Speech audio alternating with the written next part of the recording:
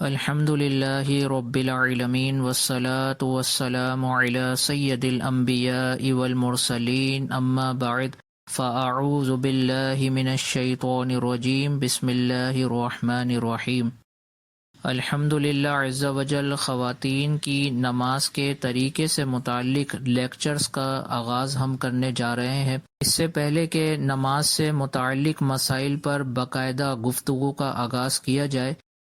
آج ارادہ یہ کیا گیا کہ اس لیکچر میں نماز کی قرآن و حدیث کی روشنی میں اہمیت اور افضلیت بیان کی جائے،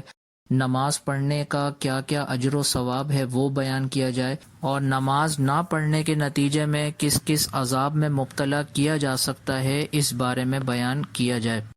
انسان کا یہ ایک فطری تقاضا ہے کہ جب کسی عمل کے نتیجے میں اس کے سامنے اجر و ثواب رکھا جاتا ہے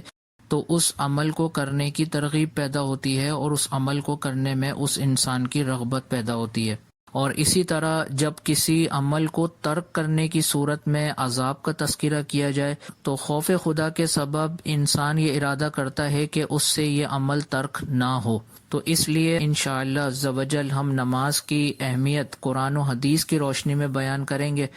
اور اس کی افضلیت پر کلام کریں گے، اور نہ پڑھنے کی صورت میں اس کے عذابات کا تذکرہ کریں گے۔ اگر ہم اپنے رشتہ داروں میں نظر دوڑائیں تو رشتہ داروں کی 3 قسمیں ہوں گی۔ رشتہ داروں کی ایک قسم تو وہ ہے کہ جن کے بارے میں ہماری خواہش یہ ہوتی ہے کہ یہ ہمارے گھر نہ آئیں، یعنی ان کے فتنے فساد کی وجہ سے یا ان کی گفتگو کے انداز کی وجہ سے ہماری یہ خواہش ہوتی ہے کہ یہ ہمارے گھر نہ آئیں۔ جب بھی یہ ہمارے گھر آتے ہیں تو ہمارے گھر کوئی نہ کوئی مسئلہ ہو جاتا ہے، کوئی لڑائی جھگڑا ہو جاتا ہے، تو اس لڑائی جھگڑے کی وجہ سے ہماری خواہش یہ ہوتی ہے کہ یہ اس قسم کے رشتہ دار ہمارے گھر بالکل ہی نہ آئیں۔ اور رشتہ داروں کی دوسری قسم وہ ہوتی ہے کہ جن کے بارے میں ہماری خواہش یہ ہوتی ہے کہ یہ آ تو جائیں لیکن زیادہ ہمارے گھر پر نہ ٹھہریں بلکہ فوراً اپنے گھر واپس چلے جائیں۔ اور رشتہ داروں کی تیسری قسم وہ ہوتی ہے کہ جن کے بارے میں ہماری خواہش یہ ہوتی ہے کہ جب یہ ہمارے گھر میں آ جائیں تو پھر ان کو واپس بھیجنے کا دل نہیں کرتا، بلکہ خواہش یہ ہوتی ہے کہ یہ اب ہمارے گھر پر ہی رہیں۔ تو گویا یہ 3 قسمیں ہو گئیں رشتہ داروں کی، یا مہمانوں کی 3 قسمیں آپ کر لیں۔ تو ایک قسم تو وہ ہے کہ جن کے بارے میں ہماری خواہش یہ ہے کہ یہ ہمارے گھر میں قدم ہی نہ رکھیں، گھر میں بالکل نہ آئیں۔ دوسری قسم وہ ہے کہ جن کے بارے میں ہم خواہش تو رکھتے ہیں کہ آئیں، لیکن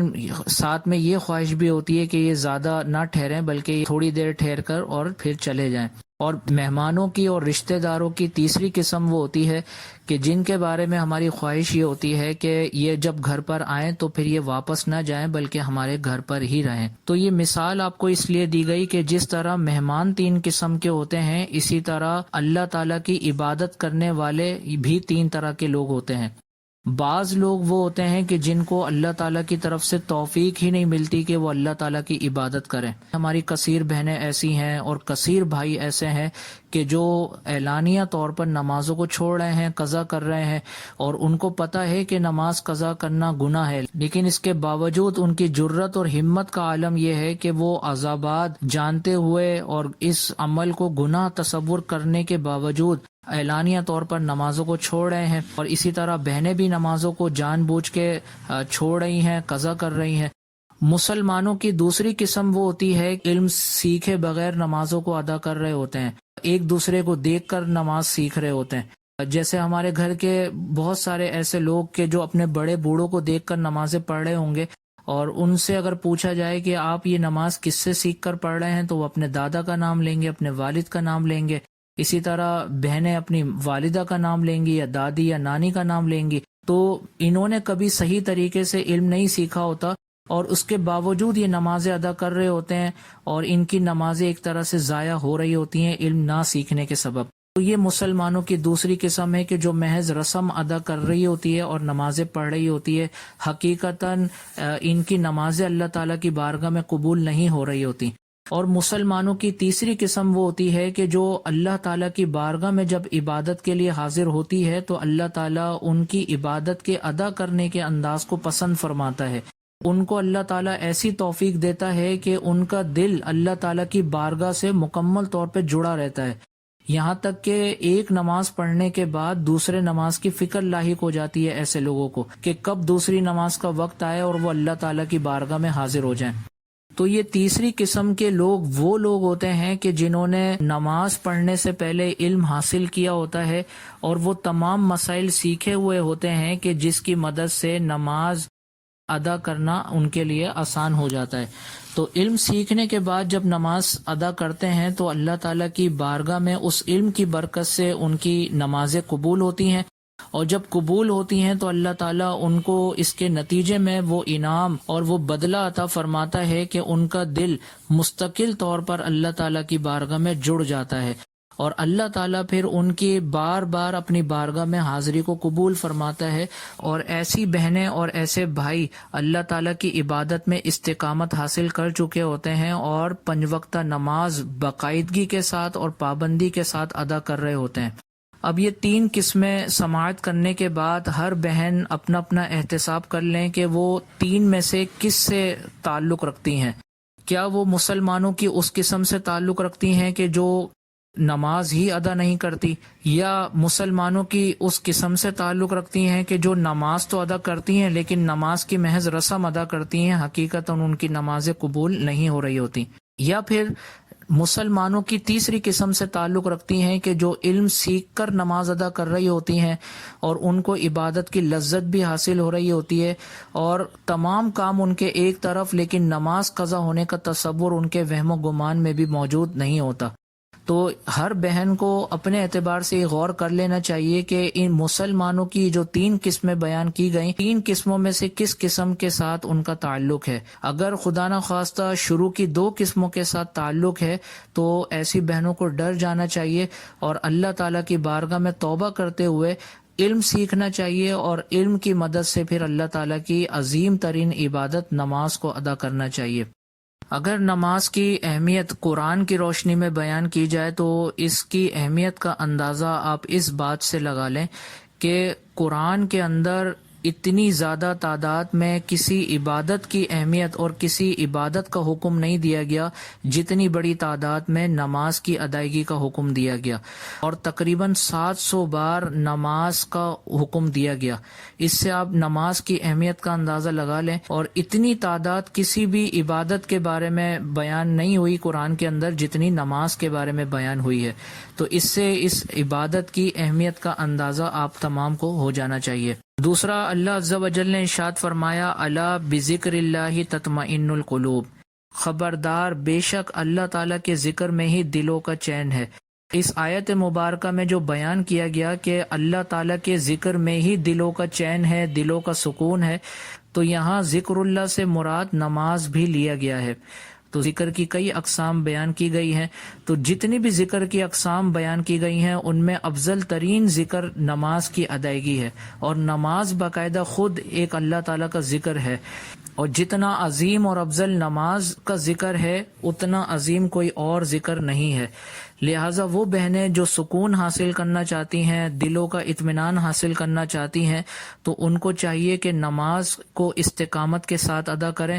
اور وہ اپنے ذہن کی ڈکشنری سے یہ بات نکال دیں کہ ان کی زندگی میں کبھی کوئی نماز قضا ہوگی۔ تو نماز قضا ہونے کا تصوری زندگی سے نکل جانا چاہیے۔ ایک نماز قضا ہونے کا بھی بہت بڑا وبال ہے، بہت زیادہ عذاب ہے، لہٰذا اللہ تعالیٰ کے عذاب سے اپنے آپ کو بچانے کے ارادے سے اور خوف خدا کے سبب نماز کو قضا ہونے سے بچانا چاہیے۔ ضمناً یہاں پر یہ بھی یاد رکھیں کہ بہت ساری بہنیں ایسی ہیں جو وظائف کے حصول کے سلسلے میں بہت زیادہ خواہش کا اظہار کرتی ہیں کہ ہمیں یہ وظیفہ دے دیا جائے، ہمیں یہ کام کرنا ہے، اس چیز کا وظیفہ دے دیا جائے۔ تو یہاں پر یہ بات یاد رکھیں کہ جو نماز کی ادائیگی کے سلسلے میں کوتاہی کرے گا تو وہ کوئی سا بھی وظیفہ پڑھ لے، طاقتور ترین کوئی وظیفہ پڑھ لے، اس کا وہ کام نہیں ہونا، اس کا وہ مقصد اس وظیفے کی وجہ سے حاصل نہیں ہونا، کیونکہ جو نماز کی ادائیگی کے سلسلے میں کوتاہی کر رہا ہے وہ یقیناً اللہ تعالیٰ کا نافرمان ہے، اور جو اللہ تعالیٰ کا نافرمان ہو تو پھر اللہ تعالیٰ اس بندے کے مقاصد کو پورا نہیں فرماتا۔ لہٰذا بجائے وظائف کو ترجیح دینے کے نماز کی ادائیگی کو ترجیح دی جائے تو انشاءاللہ عز و جل اس نماز کی ادائیگی کے ہی برکت سے بہت سارے زندگی کے مسائل حل ہو جائیں گے۔ اسی طرح نماز نہ پڑھنے کے عذابات بھی بیان کیے گئے ہیں۔ قرآن پاک میں سورہ مدثر آیت نمبر 43 کے تحت یہ بیان کیا گیا کہ جب جنتی جہنمیوں سے پوچھیں گے کہ تمہیں کون سا کام جہنم میں لے کر گیا، تو اس پر وہ جواب میں کہیں گے کہ ہم نماز نہیں پڑھتے تھے۔ تو اب اس سے اندازہ لگائیں کہ جہنم میں جانے کا سبب نماز کو قضا کرنا ہے اور نماز کو بالکل نہ پڑھنا ہے۔ لہٰذا بہنوں کو احتساب کرنا چاہیے کہ وہ بہنیں جو بات بات پر اور معمولی وجوہات کی بنا پر نمازیں چھوڑتی ہیں تو ان کو اللہ تعالیٰ کے عذاب سے ڈرنا چاہیے۔ اور یہ بہنیں تھوڑا سا تصور کریں کہ کہیں پر آگ اگر لگ جائے تو صرف آگ کے تصور سے رونگٹے کھڑے ہو جاتے ہیں اور اس کی تپش سے ایک خوف طاری ہو جاتا ہے۔ تو جہنم کی آگ کا دنیا کی آگ سے تو کوئی تقابل ہی نہیں ہے، وہ تو کئی گنا زیادہ شدت کے ساتھ بھڑکائی گئی ہے۔ تو پھر اس آگ کو ہمارے نازک جسم کیسے برداشت کر سکیں گے؟ لہٰذا خدا نہ خواستہ اگر نماز قضا کرنے کی وجہ سے جہنم میں ڈال دیا گیا تو جہنم کا شدید ترین عذاب ہمارے نازک جسم کیسے برداشت کر سکیں گے؟ تو ان بہنوں کو خاص طور پہ درس حاصل کرنا چاہیے کہ جو بہنیں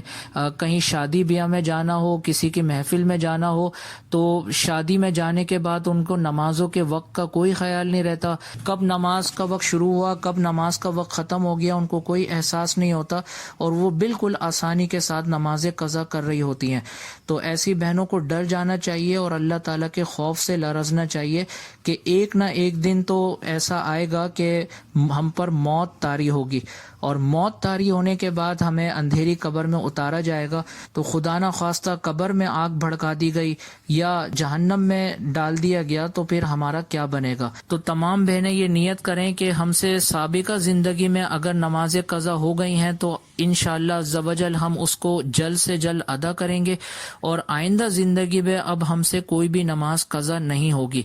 اللہ تعالیٰ کی بارگاہ میں دعا ہے کہ اللہ عز و جل ہمیں نماز کی اہمیت کو سمجھتے ہوئے پابندی کے ساتھ، استقامت کے ساتھ نماز ادا کرنے کی توفیق عطا فرمائے اور نماز قضا کرنے سے ہمیں ہمیشہ محفوظ فرمائے۔ آمین بجاہ النبی الامین صلی اللہ تعالی علیہ وسلم۔ آپ دیکھ رہے ہیں